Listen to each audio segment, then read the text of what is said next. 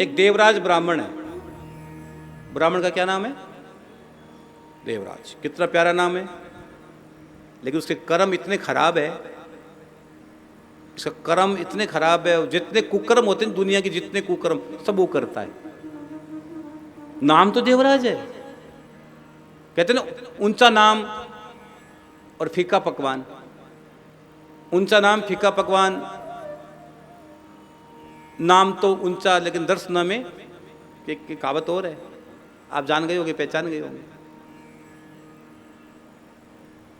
नाम देवराज है, वो इतना दुष्ट ब्राह्मण है, इतना कपटी है, इतना छली है, इतना पाखंडी है कि उसने कभी भी भगवान का भजन नहीं किया, कभी नहीं किया, एक दिन भी भजन नहीं किया। वो जुआ खेलता है, मद्यपान करता है, व्यभिचार करता है, हाँ, वेश्यागमन करता है, जितने भी उल्टे उल्टे काम होते हैं सब करता है। और मेरी कथाओं में बार बार कहा है कि ये सब नरक के द्वार है, नाथ सब नरक के पंथ है, ये नरक के द्वार है। काम क्रोध मद लोभ सब है, नाथ नरक के पंथ। ये तो नरक गामी के रास्ते खोल रहे हो आप। और मैंने कई बार कथाओं में कहा है, जिसके घर में शराब पी जाती है, जिसके घर में मांस मच्छी गलत चीज खाई जाती है, वहां से आपके देवता, आपकी कुल देवी, आपके कुल देवता, आपके पितृ वो घर छोड़ के चले जाते हैं। बहुत प्रैक्टिकल बात कह रहा हूं मैं। शराब कभी नहीं पीनी चाहिए। जिस घर में शराब पी जाती है, शराब में कितने शब्द होते बताओ? 3 होते, स, रै और बै। जो व्यक्ति शराब पीता है, स से शराब उसको सड़ाती है, रै से रुलाती है और बै से बर्बाद करती है। इसलिए कभी भी शराब नहीं पीनी चाहिए। जाम पे जाम पीने से क्या फायदा? रात बीती सुबह को उतर जाएगी, इनकी नजरों के 2 घूंट पी ले, सारी जिंदगी नशे में गुजर जाएगी। ये नशा ही तो है।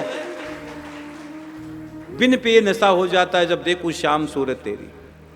ये नशा है, और कथा हमारा नशा है। हम कथा के बगैर रह ही नहीं सकते, एक दिन नहीं रह सकते। आप मुझे व्यासपीठ पर अगर आप बैठे, वो एक भजन है, एक भजन है ना कि अगर तुम साथ देने का वादा करो, हाँ, अगर तुम साथ देने का, तो अगर आप सुनने को तैयार हो, मैं 24 घंटे बैठकर कथा सुनने को तैयार हूं, और हिलूंगा भी नहीं व्यासपीठ से, पानी भी नहीं पीऊंगा, पानी तो वैसे ही नहीं। आप अगर मुझे बोलो पंडाल से कोई बाहर न जाए, आप जो बैठे मैं दरवाजा बंद करवा देता हूं, न आप जाओगे न मैं जाऊंगा, न आप बाहर निकलोगे न मैं निकलूंगा। अब सुनना हो जितनी देर कथा सुनना, मैं कंटिन्यू कथा सुनाऊंगा, और न मेरी टीम के लोग बाहर निकलेंगे, न पंडित जी निकलेंगे। सोमवार का व्रत भी किया है आज, इसलिए खाना कुछ है ही नहीं, झंझट खत्म। मैं वादा करता हूं, मैं बाहर नहीं निकलूंगा, मैं पूरी कथा सुनाऊंगा 24 घंटे। मैंने 14 घंटे कथा सुनाई राजन बाबू। पहले मैं 14 घंटे कथा सुना देता था। मैंने 12 बजे से लेकर रात को 12 बजे जन्मोत्सव कराया भागवत में। अब तो ठीक है, अब तो वो कहते हैं ना कि डॉक्टर भी उतनी दवाई देता है पेशेंट को जितना पचाता हो। ज्यादा हाई डोज दे दोगे तो श्रोता की स्थिति को देखकर वक्ता कथा बोलता है, ध्यान रखना। पहले दिन कथा और वक्ता में तार जुड़ता है। अब श्रोता जिस लेवल के आते हैं उसी लेवल के वक्ता कथा बोल रहे थे। वो कनेक्टिविटी होती है कि ये श्रोता किस लेवल के मेरे सामने बैठे हैं, ऊपर से तो नहीं निकल रही है, बाहर जाके ये तो नहीं बोले यार बात तो बहुत गहरी थी लेकिन समझ में नहीं आई यार। हाँ, तो पहले दिन तो एक परिचय होता है, लेकिन मुझे तो कोई परिचय देना है नहीं, लेकिन मैं जरूर कहता हूं मेरी बात बन रही है। हाँ, आप भी कह दो, आज सोमवार का दिन है। हाँ, मेरी बात बन रही है, मेरी बात बन रही है, तेरी बात करते करते, ओ तेरी बात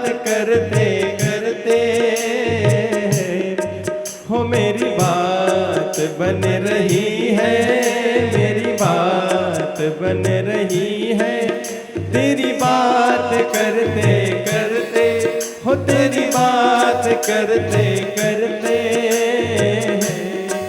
ओ ये रात कट रही है, ये रात कट रही है। तेरा नाम जपते जपते बाबा, तेरा नाम जपते जपते मेरी बात बन रही है, मेरी बात बन रही है। तेरी बात इसलिए करते एक ही नशा होना चाहिए, वो नशा है श्याम नाम का, शिव नाम का नशा होना चाहिए। बस इतना ही गाएंगे, इतना ही गाएंगे। और फिर इसको आगे गाएंगे खाटू श्याम जी में। 21 तारीख से जो कथा हो रही है खाटू श्याम जी, उसमें गाएंगे। आपको इतना ही सुनाएंगे इसको तो। हाँ, तो ब्राह्मण था, दुष्ट था, व्यभिचारी ब्राह्मण था, अच्छा काम नहीं किया। एक बार की बात है कि और उसने यहां तक कथा में लिखा है, उसने अपनी धर्म पत्नी को और अपने माता पिता को भी मार डाला। इतना गंदा ब्राह्मण, इतना बुरा ब्राह्मण, इतना कुकर्मी था, इतना पापी था वो, इतना पापी था। इससे बड़ा कोई पाप नहीं हो सकता। इतना पापी था और कभी भी पुण्य नहीं किया। एक बार की बात है कि वो घूमता घूमता घूमता घूमता वो प्रयाग में चला गया, जोशी प्रयाग। और जैसे जोशी प्रयाग में वो पहुंचा तो यह कथा कहती है कि उसने सोचा यार कुछ मिल जाए, कुछ भोजन मिल जाए या कुछ चोरी का कुछ मिल जाए। वो तो लूटता था, वो तो छल करता था, वो तो पाखंडी था। तो उसने सोचा कुछ मिल जाए। तो उसी समय एक शिव का मंदिर था। क्या था? एक शिव का मंदिर था। उस शिव के मंदिर में बहुत सारी भीड़ लगी थी, बहुत भीड़ लगी थी। और उसने सोचा इतनी भीड़ लगी अंदर तो जाऊंगा तो कुछ न कुछ तो हाथ साफ कर लूंगा, इतनी भीड़ में हाथ साफ हो जाएगा और कुछ कुछ खाने को मिल जाएगा। तो गलत मनसा से वो शिव के मंदिर में जाने को तैयार हुआ। और जैसे उस शिव मंदिर की ओर बढ़ा और जैसे जैसे उसने एक सीढ़ी पर पैर रखा तो उसके पाप कटने प्रारंभ हो गए। दूसरी सीढ़ी पर पैर रखा, उसके पाप कटने प्रारंभ हो गए। और सीढ़ियों पर पैर रखते रखते रखते रखते जो अंदर शिव के मंदिर में पहुंचा तो भाई देखा कि बहुत सारे लोग बैठे हैं, बहुत सारे संत महात्मा बैठे हैं, सदग्रस्त बैठे हैं, सन्यासी बैठे हैं, बहुत सारे सदग्रस्त बैठे हैं, सन्यासी बैठे हैं। और बैठे कैसे हैं? एकाग्र भाव से बैठे हैं, सीधे बैठे हैं, ध्यान में बैठे हैं। और देखा कि एक ब्राह्मण देवता है, वो क्या सुना रहे हैं? श्री शिव महापुराण की कथा सुना रहे हैं। कहाँ सुना रहे हैं? शिव के मंदिर में सुना रहे हैं। उसने देखा यार ये इतने लोग बैठे हैं और एकाग्र होकर बैठे, सीधे बैठे हैं, जाप कर रहे हैं, जाप करते हुए बैठे हैं। तो उसने सोचा ये है क्या, देखूं जरा। और भैया वो वहीं रुक गया, वो वहीं ठहर गया। और जैसे वहीं ठहरा और कुछ समय के उसने सोचा सब जाएंगे तो कुछ सोचा, लेकिन उसी समय वो बीमार हो गया, उसको बुखार आ गया। क्या आ गया? बुखार आ गया। और जैसे ही उसको बुखार आया वो चल नहीं पाया, उठ नहीं पाया और वहीं गिर गया। वो बुखार आ गया और वहीं गिर गया वो। और जैसे वो गिरा और बुखार में उसको किसी ने नहीं उठाया, वो वहीं पड़ा रहा बुखार में। और भाई वो रोज उसकी वो उठ नहीं पाता, चल नहीं पाता, बुखार बहुत ज्यादा हो गई, जोर आ गया।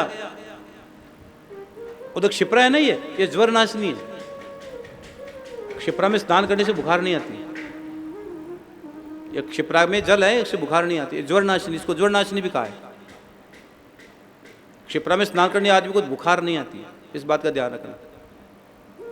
और वो आदमी निरोगी होता है क्योंकि क्षिप्रा के जल में वो ताकत है, क्षिप्रा के जल में वो ताकत है कि मैंने पिछली कथा में कहा था, जब भगवान शिव सबसे पहले उज्जैन आए, इसी महाकाल में आकर तो उन्होंने वो अपना कपाल फेंका था, कपाल यही गिराया था सबसे पहले महाकाल। ये 12-16 किलोमीटर का एरिया ही महाकाल वन है। जो भगवान शिव सबसे पहले उज्जैनी आए थे, जब आए तो अपना कपाल गिराया, तो वो यहाँ पर भगवान शिव की पूजा किसने की सबसे पहले पता है? लताओं ने, पताओं ने, वृक्षों ने भगवान की पूजा की, भगवान शिव पर पुष्प वृष्टि की। भगवान शिव प्रसन्न हो गए तो भगवान ने कहा मांगो क्या चाहते हो कि आप सदा सदा के लिए यहाँ रह जाओ, इस महाकाल वन में आप निवास करो। तो एक बार भगवान शिव भिक्षा मांगने के लिए गए थे। कहाँ पर? नागलोक में, नागों के पास, पाताल से नीचे है नागलोक, वहां गए थे। तो जाकर देखा कि भगवान शिव को किसी ने भिक्षा नहीं दी, सबने अपने घर पर दरवाजे बंद कर लिए, किसी ने शिव को भिक्षा नहीं दी। भगवान शिव ने सोचा यार बड़ी विचित्र बात हुई, किसी ने भिक्षा नहीं दी, ये तो घमंडी है ये तो भगवान शिव आते आते तीसरे नेत्र से नागलोक में 21 अमृत के कुंड थे, और सभी 21 के 21 अमृत कुंड को भगवान शिव ने तीसरे नेत्र से पी लिया और सबके खाली कर दिए, और भगवान शिव आ गए। अब भगवान शिव जब यहाँ आ गए तो पीछे से हल्ला मचा कि नागलोक के अमृत को कौन खाली कर किया, कौन पी गया, किसने अमृत को पिया, पता किया कि अमृत के बगैर हमारे नाग को, हम लोगों का गुजारा कैसे होगा। तो सब के सब भगवान ब्रह्मा जी के पास गए और सब ने भगवान विष्णु का ध्यान किया। तो भगवान विष्णु ने कहा कि सुनो, आपके यहाँ भगवान शिव आए थे और तूने भिक्षा नहीं दी, इसलिए भगवान शिव तीसरे नेत्र से सबका सब पी गए। अच्छा, तो अब क्या करें कि भगवान शिव की शरण में जाओ, और शिव कहाँ मिलेंगे? क्षिप्रा के तट पर, क्षिप्रा के तट पर शिव मिलेंगे, और वहां जाकर भजन करो। तो भैया नाग, नाग पत्नियां, नागों के बच्चे सब के सब क्षिप्रा के तट पर आए और भगवान शिव का पूजन किया। भगवान शिव प्रसन्न हो गए, और प्रसन्न होकर भगवान शिव ने कहा एक काम करो, वो अमृत मैंने ही पिया था। क्यों पिया था? कि तुम लोगों ने मुझे भिक्षा नहीं दी, न जाने किस वेश में नारायण मिल जाए। कबीरा इस संसार में सबसे मिलिए धाय, न जाने किस वेश में नारायण मिल जाए। और कि अब अमृत के कुंड कैसे भरे? एक काम करो, ये जल है ना, क्षिप्रा का जल, क्षिप्रा का जल ले जाकर 21 कुंडों में थोड़ा थोड़ा डाल देना, अमृत कुंड वापस भर जाएंगे। और जब नागों ने यहां से पानी उठाया, क्षिप्रा का जल लिया, और जल ले जाकर उन्होंने जैसे नाग नोक में उस 21 कुंडों में डाला, सभी के सभी अमृत कुंड वापस भर गए।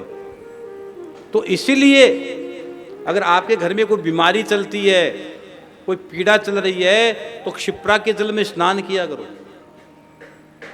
बहुत अद्भुत जगह क्षिप्रा, क्षिप्रा का जल।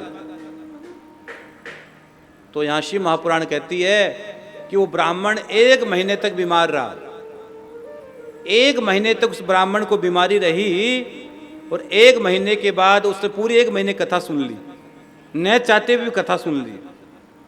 और कथा जैसे पूरी हुई, वो रोज मानसिक प्रणाम करता, और रोज कथा पूरी होती मानसिक प्रणाम करता।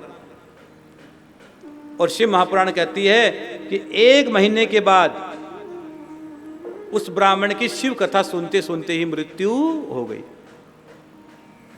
वो ब्राह्मण मर गया, बुखार में मर गया, कथा सुनते सुनते मर गया। और जैसे ही वो गया यहां से, तो यम के दूत उसको लेकर गए। वो पापी था, उसने कभी भजन नहीं किया, और यम के दूतों ने उसको पकड़ा और पकड़कर लेकर चले गए। यमराज ने कहा इसको नरक की यातनाएं दी जाए, इसको खूब नरक में डाला जाए, जितना धकेला जाए धकेला जाए।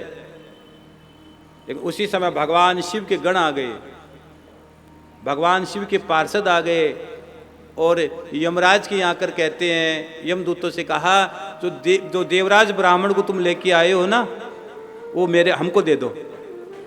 क्यों दे दो? हमको क्यों दे दो? इसलिए दे दो कि इसने मरने से पहले कौन सी कथा सुनी थी? श्री शिव महापुराण कथा सुनी थी। और जो शिव महापुराण कथा सुनकर प्राणों को त्यागता है वो नरक में कभी नहीं जा सकता, वो तो भगवान शिव की शरण में जाएगा, भगवान आशुतोष अवडरदानी की शरण में ही जाएगा। कितना पापी था वो, लेकिन फिर भी शिव कथा सुनी, वो भी भूल से सुनी। बीमार हो गए इसलिए सुननी पड़ गई, मजबूरी में सुननी पड़ गई। यमराज स्वयं भगवान शिव के गणों की पूजा करने के लिए आए और यमराज कहते कि आपको आने की क्या जरूरत थी? हे शिव के गणों, जब आप आए हो तो मेरा यमलोक खाली हो जाएगा, जल्दी जाओ यहां से। आप कहते तो मैं देवराज को लेकर आ जाता। हाँ, मेरे यहां से आया वो आदमी कभी वापस नहीं जाता है। एक तो सत्यवान सावित्री अपने पति के प्राणों को लेकर आई थी यमराज के यहां से। सत्यवान सावित्री का नाम सुना कि नहीं सुना? सत्यवान सावित्री अपने पति के प्राणों को लेकर आई थी। यमराज के यहां से गई चीज कभी वापस नहीं आती, लेकिन सत्यवान सावित्री अपने पति के प्राण इसलिए लेकर आई जो पतिव्रता थी। पतिव्रता के दम से वो अपने पति को प्राण वापस लेके आ जाती है। इतना बड़ा पुण्य है ये। इसलिए माताएं तो धर्म का मूल है, मूल, सहज मूल है।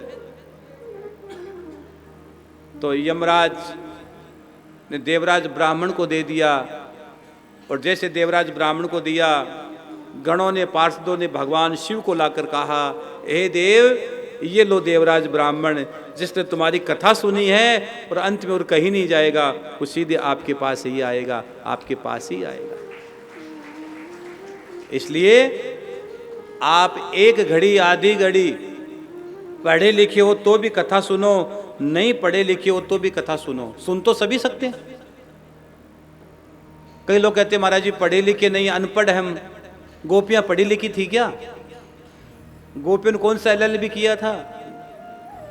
गोपियां को भगवान कृष्ण कहते, गोपियों जब जब प्रेम का नाम लिया जाएगा तुम्हारा नाम सबसे पहले लिया जाएगा, सबसे पहले लिया जाएगा। हाँ, इसलिए पढ़ने की जरूरत नहीं है, सुनो। और पहली भक्ति ही श्रवण भक्ति है।